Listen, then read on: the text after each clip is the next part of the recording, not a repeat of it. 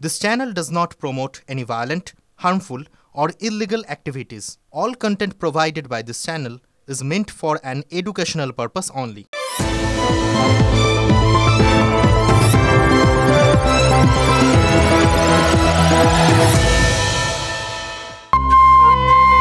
এক যে ছিল বিদ্যাসাগর, ভীষণ বাজে লোক।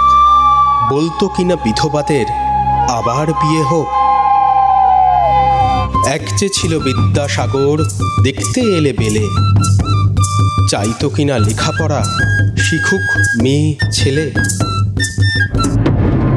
এক যে ছিল বিদ্যাসাগর, দিমাগ থাড়ি থাক, সাহেব যদি জুতো দেখায় বদলা তৎক্ষণাৎ। নীরদ শ্রী চৌধুরী একবার 10 জন সেরা বাঙালির একটা তালিকা তৈরি করেছিলেন, আর সেই তালিকায় বিদ্যাসাগরকে রাখেননি। চারপাশে ন্যাচারালি হইচই পড়ে গেছিল আর কি। সবাই বলতে এই কী হলো, এই রকম একটা তালিকা, সেরা বাঙালির তালিকা, তাতে বিদ্যাসাগর থাকবেন না? নীরদ শ্রী চৌধুরীকে প্রশ্নটা করায় তিনি উত্তর দিয়েছিলেন, ঈশ্বরচন্দ্র বন্দ্যোপাধ্যায়কে তিনি বাঙালি বলেই মনে করেন না, তাই ওই তালিকায় জাস্ট রাখেননি। ন্যাচারালি পাল্টা প্রশ্ন ছুটে গেছিল, কী বলছেন মশাই, বিদ্যাসাগর বাঙালি নন? নীরদবাবু বলেছিলেন, বিদ্যাসাগর যে দৃঢ়তার কাঠিন্য দেখিয়েছিলেন, তার মেরুদণ্ডের যা জোর ছিল, তারা কি অন্যপায়ী বঙ্গবাসীর মধ্যে একদম বিরল। এই মানসিক জোর, ওই দৃঢ়চেতা মনোভাব, এগুলো মোদ্দা কথাই গড়পড়তা বাঙালির মধ্যে নেই। তাই বিদ্যাসাগরকে তিনি সেরা 10 বাঙালির তালিকায় রাখেননি, মানে বাঙালির তালিকাতেই রাখেননি আর কি। বিদ্যাসাগরকে তিনি এই সব তালিকার অনেক ঊর্ধ্বে মনে করতেন, এটা পরিষ্কার বুঝতে পারছি। বিদ্যাসাগর ব্যতিক্রমী। আজ ঈশ্বরচন্দ্র বন্দ্যোপাধ্যায়, আমাদের ঈশ্বরচন্দ্র বিদ্যাসাগরের 204তম জন্মদিন। পূর্ণেন্দু পত্রীর ওই কবিতাটা দিয়ে শুরু করলাম, জানেন তো, মানে আপনাদের শোনাতে ভালো লাগলো, অনেক দিন পর শুনছিলাম। আর তখন মনে হচ্ছিল যে এই নীরদ শ্রী চৌধুরীর কথাগুলো বলেই ফেলি, এগুলো অনেক বছর ধরে মনের মধ্যে গজগজ করে, তো ইদানিং আরও বেশি করে মনে পড়ছে, জানেন তো। কারণ বিদ্যাসাগরের বলা একটা জিনিস, বা ধরুন যে জিনিসটা নীরদ শ্রী চৌধুরী বিদ্যাসাগরের মধ্যে দেখেছিলেন, যেটা বহুলাংশে অন্যপায়ী বঙ্গবাসীর শরীর থেকে হারিয়ে গেছে বলে বারবার অভিযোগ ওঠে, সেটাই তো এই জুনিয়র ডাক্তাররা দেখিয়ে দিয়েছে। মেরুদণ্ড, শিরদাঁড়া, কৃত্রিম শিরদাঁড়া নিয়ে লালবাজারে গেছিলেন এই জুনিয়র ডাক্তাররা, আর শিরদাঁড়ার মডেলটা তৎকালীন পুলিশ কমিশনার বিনীত গোয়েল তার টেবিলে রেখে এসেছিলেন। এবার দেখুন, রেখে আসতে যখন পেরেছিলেন, তখন ধরতে হবে পুলিশ ওই উপহারটা গ্রহণ করেছিল। এবার পুলিশ যখন শিরদাঁড়াটা গ্রহণ করেছিল, তখন সেটার একটা গ্রহণযোগ্যতা যে তাদের কাছে আছে, সেটা তো মোটামুটি বোঝাই যাচ্ছে। কিন্তু এবার আমরা যে সমাজে থাকি, সেই সমাজে যারা সব থেকে ডাকাবুকো, বিপদে পড়লে সাধারণ মানুষকে উদ্ধার করাই যাদের কাজ, সেই পুলিশ যদি মেরুদণ্ডের গ্রহণযোগ্যতাটা টের পায়, তাহলে সাধারণ বাঙালির হাল কি হতে পারে একবার ভেবে দেখুন তো। এবার যেটা বিলুপ্ত প্রায় বা বিরল বলতে পারেন, সেই জিনিস যখন জুনিয়র ডাক্তাররা উপহার দেওয়া শুরু করেছেন, মানে প্রতিস্থাপন শুরু করেছেন, তখন শিরদাঁড়া নিয়ে একটু আধটু কাড়াকাড়ি তো শুরু হবেই, তাই না? মি টু সিনড্রোম বলে একটা বিষয় আছে, জানেন তো। এটা আমাদের এই মানে যারা মিডিয়াতে আছি, বিশেষ করে যারা অডিও ভিজুয়ালে আছি, আমরা খুব ভালো করে বুঝি me two syndrome. Me two syndrome কি, মানে কেউ একটা কিছু করলো, ভালো কিছু করলো, আরেকজন সঙ্গে সঙ্গে তারও মনে হবে এটা করা উচিত আর কি, এটা তার মানে লোকে পছন্দ করছে, ওটাকে বলে মি টু সিনড্রোম। তো এটা যে শুধু মিডিয়াতে আছে তা তো না, সর্বক্ষেত্রে আছে, সমাজের প্রত্যেকটা ক্ষেত্রে। সে ছোটোবেলার থেকে টোকা বিষয়টা টোকেননি, এরকম হয়েছে নাকি? তো তখন থেকে এই ব্যাপারটার প্রয়োজনীয়তা অনুভব করেছি আমরা আর কি। তা আজ কলকাতা চলো ডাক দিয়েছিল ওই বামপন্থী ছাত্র, যুব আর মহিলা সংগঠনের নেতাকর্মীরা। মিছিল বিরাট হয়েছে, তারপর ধর্মতলায় সভা ছিল, সে মিছিল নিয়ে তার আগের থেকেই বেশ ভালো হাওয়া গরম টরম হয়েছিল, কারণ এটার অনুমতি নেই, সে অনুমতির বাইরে গিয়ে তারা করছেন, এরকম একটা ব্যাপার ছিল আর কি। তো ঠিক থেকে ভিড়ের মাঝে দাঁড়িয়ে বামেরা বলেছিলেন তারা শির দ্বারা সোজা রেখে রাজপথে নেমেছেন, তিলোত্তমার জন্য বিচার চাইছেন আর রাজ্যের শাসকের বিরুদ্ধে লড়াই করছেন। লড়াইয়ের অস্ত্র কি? ঠিক ধরেছেন, শির দ্বারা। শিরদাঁড়া দেওয়ার চলটা এবারে প্রথম নয়। আমার মনে আছে 2018 সালের পঞ্চায়েত নির্বাচন যখন প্রহসনে পরিণত হয়েছিল, আমরা বামপন্থী ছাত্রযুবরা ইলেকশন কমিশনের কাছে গিয়েছিলাম ক্যানাক স্ট্রিটে শিরদাঁড়া দিয়ে। ফলত যারা ব্যবস্থা চালান, যারা সিস্টেম চালান, সেই ইলেকশন কমিশন হতে পারে, পুলিশ হতে পারে, তারা যদি শিরদাঁড়া ঝুঁকিয়ে ফেলে অন্যায্যভাবে শাসকের সামনে, তখন তাদের শিরদাঁড়া উপহার দিতে হয়।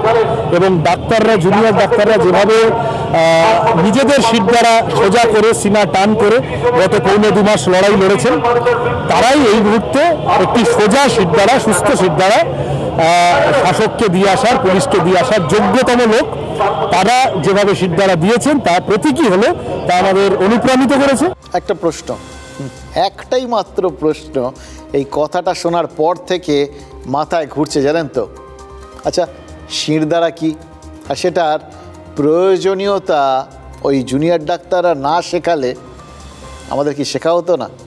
দেখুন, 2011 থেকে যারা রাজ্যের বিরোধী শক্তি, তারা এতদিন কি তাহলে শিরদাঁড়ার অভাব অনুভব করছিলেন, নাকি শিরদাঁড়ার দখল নিতেই শিরদাঁড়াকে আপন করে নেওয়ার চেষ্টা হচ্ছে?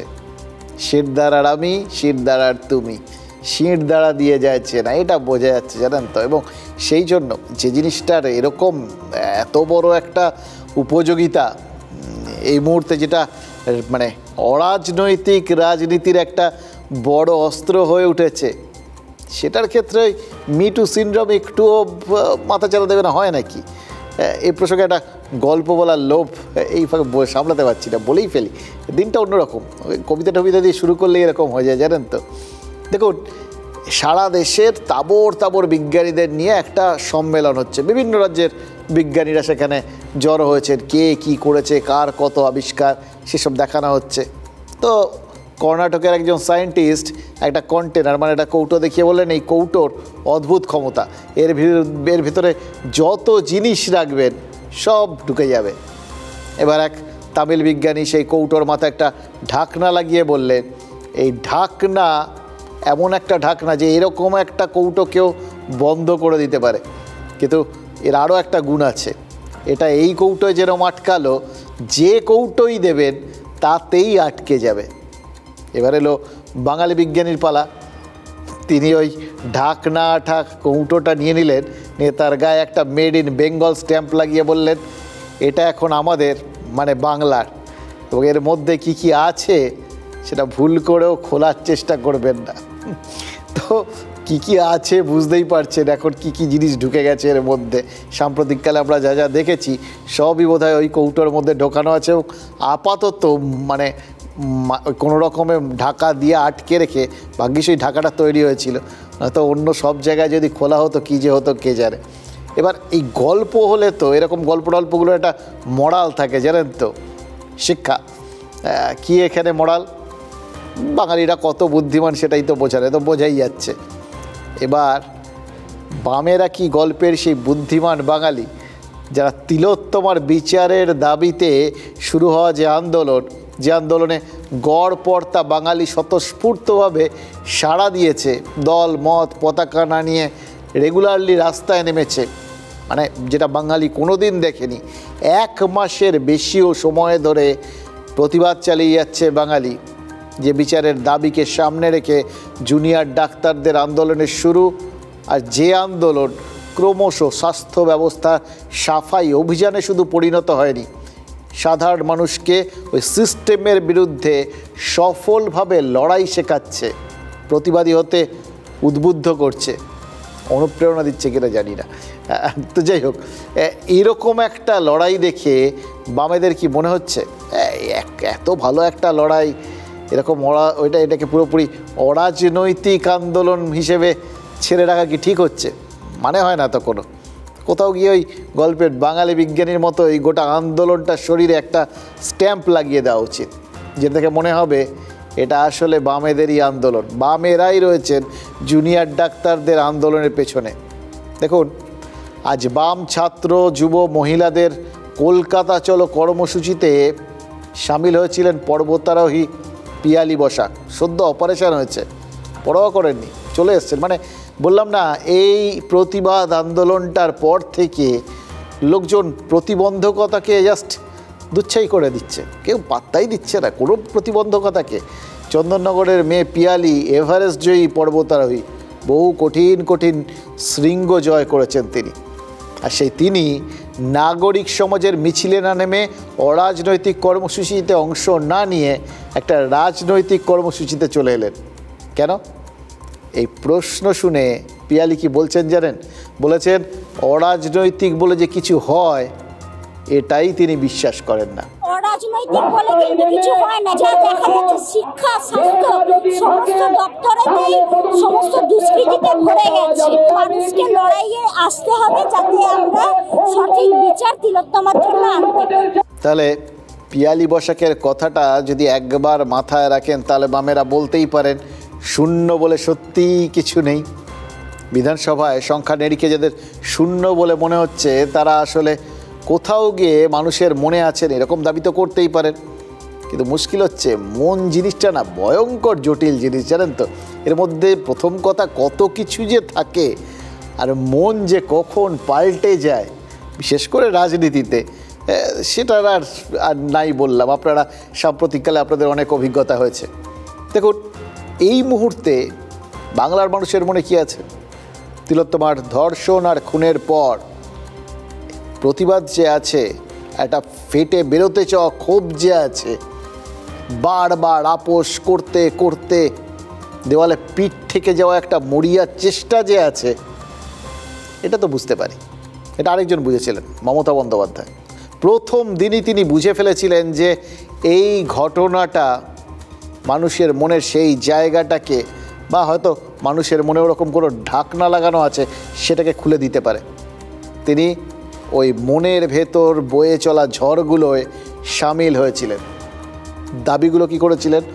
দ্রুত বিচারের দাবি, দোষী বা দোষীদের কড়া শাস্তির দাবি, ফাঁসি। মানে একদম মানুষের মনের কথাগুলো যেগুলো বেরিয়ে আসতে পারতো সেগুলোই মনে হচ্ছিল মুখ্যমন্ত্রীর মুখ দিয়ে বেরোচ্ছে।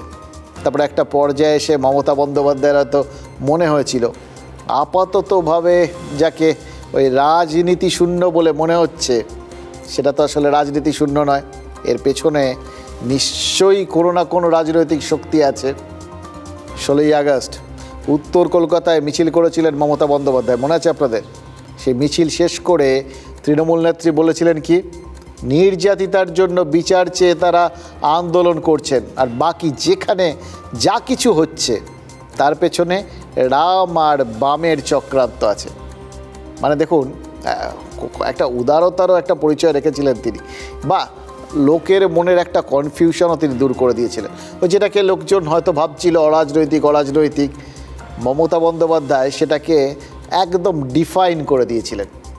তিলোত্তমার জন্য বিচার চেয়ে নিজে পথে নেমে তিলোত্তমার জন্য তার আগে যা হয়েছে, মানে তার দুদিন আগেই রাত দখল কর্মসূচি ছিল, কলকাতা তো বটেই, রাজ্যের জেলায় জেলায় রাত দখলে বেরিয়ে পড়েছিলেন মহিলা পুরুষ সবাই নির্বিশেষে, সাধারণ মানুষ। মমতা বন্দ্যোপাধ্যায় সেই রাত দখল কর্মসূচির যাবতীয় সত্ত্ব, মানে অধিকার আর কি, বাম এবং বিজেপিকে দিয়ে দিয়েছিলেন, রাম এবং বাম বলে। মানে একটা কোথাও গিয়ে যে লোকের মধ্যে কোনো রকম সংশয় থাকতে পারতো, এটা না, এটা রাজনীতি নেই। উনি সেই মনের সংশয়কে কাটিয়ে দিতে চেয়েছিলেন, এবং কাটিয়ে দিয়েও আরেকটা সংশয়ের জন্ম দিয়েছিলেন। রাম এবং বামকে একসঙ্গে ওই আন্দোলনগুলোর ওয়ারিশান করে দিয়েছিলেন। এবার ভাবুন, সম্পত্তি নিয়ে ভাইয়ে লাঠালাঠি হয়ে যায়, বাবা ছেলেতে লাঠালাঠি হয়ে যায়, আর এ তো দুটো ভিন্ন রাজনৈতিক দল, তাও আর ভিন্ন আদর্শের, তাদের একসঙ্গে একটা সম্পত্তির যদি মালিকানা দেওয়া হয়, ওয়ারিশান করে দেওয়া হয়, তাহলে তাদের মধ্যেও একটা কোথাও গিয়ে ধাক্কাধাক্কি লাগবে না? লেগেছে। এতদিন পর তিলোত্তমার জন্য বিচারের দাবি, সেটা যখন অনেকটা থিতিয়ে গেছে, মানে তখন সদ্য দেখবেন বাড়িতে কোনো কিছু ঘটলে, দুর্ঘটনা ঘটে গেলে প্রথমে কয়েকদিন বিশেষ কিছু হয় না, কিন্তু তারপর যখন শোক ঠোকগুলো একটু থিতিয়ে যায়, তখন এই লোকজন সম্পত্তির মালিকানা দাবি করে বসেন। এই ঠিক সেটা হয়েছে। যখন এই কেউ কেউ ভাবছেন যে তিলোত্তমার জন্য বিচারের দাবি, সেটা এখন সুপ্রিম কোর্টে সিবিআই তদন্ত করছে, যা আবার সব হচ্ছে নিজের নিজের মতো করে একটা আপন গতি পেয়ে গেছে। ওই 5 দফা দাবি নিয়ে জুনিয়র ডাক্তাররা তারা গিয়ে মুখ্যমন্ত্রীর সাথে বৈঠক শুদ্ধ করে ফেলেছেন। তার মধ্যে একের পর এক দাবি মুখ্যমন্ত্রী মেনেও নিয়েছেন, এমনকি পুলিশ কমিশনারকে সরিয়ে দেওয়া হয়েছে। এটা তো বড় ব্যাপার না, 2জন স্বাস্থ্যকর্তাকে সরানো হয়েছে। সুতরাং গোটা ব্যাপারটা অনেকটাই দাবি দেওয়া পূরণ হয়েছে। কিছু তো একটা টার্গেট থাকে, কিছু তো হওয়ার থাকে। বাকি রইল তিলোত্তমার বিচার পাওয়া, সেটা তো আপাতত সুপ্রিম কোর্ট আর সিবিআইয়ের হাতে। ফলে লোকজন একটুখানি যেন স্বস্তির নিঃশ্বাস নিচ্ছিলেন। তখনই মনে হয়েছে কারুর হয়তো যে এইবার কিন্তু ফয়সলা হয়ে যাওয়া উচিত। আন্দোলনের মালিকানা কার? বামেরা ভাবছেন মুখ্যমন্ত্রী যখন তাদের একটা আন্দোলনের সত্ত্ব উপহার দিয়েছেন, তখন সেই আন্দোলনে অধিকার কায়েম করে নেওয়াটাই এই মুহূর্তে শ্রেয়। এই মুহূর্তে যদি সেটার অধিকারটা কায়েম না করেন, তাহলে সেটা নিয়ে ফের আবার পরবর্তী ক্ষেত্রে সংশয় দেখা দিতে পারে, বা বিজেপি তারা কোনো একটা সময় দাবি করে বসলে আবার সেই নিজেদের মধ্যে ধাক্কাধাক্কি। তার থেকে আগে ভাগে যা যা করে ফেলা দরকার সেটা করে ফেলা যাক। বামেরাই প্রথম এইভাবে রাস্তায় নেমে পড়লেন এই আন্দোলনটার উত্তরাধিকার অন্তত দাবি করে। কলকাতা ন্যাশনাল মেডিকেল কলেজের জুনিয়র ডাক্তারদের বুকের পাটা হ্যাক করে এই চোরটাকে, দুর্নীতিগ্রস্ত ডাক্তারটাকে তারা ওখানে জয়েন করতে দেয়নি। আমরা লাল সালাম জানাচ্ছি আমাদের কাকদ্বীপে বাঘের বাচ্চা আমাদের কমরেডদেরকে, যারা বিরূপক্ষকে কাকদ্বীপে জয়েন করতে দেয়নি। এই রেপ কালচারের বিরুদ্ধে, অন্যায়ের বিরুদ্ধে, প্রতিবাদী আন্দোলনকে দমানোর বিরুদ্ধে যে লড়াইটা আছে, সেই লড়াইটা দরদ দিয়ে লড়তে হবে, দরদ দিয়ে।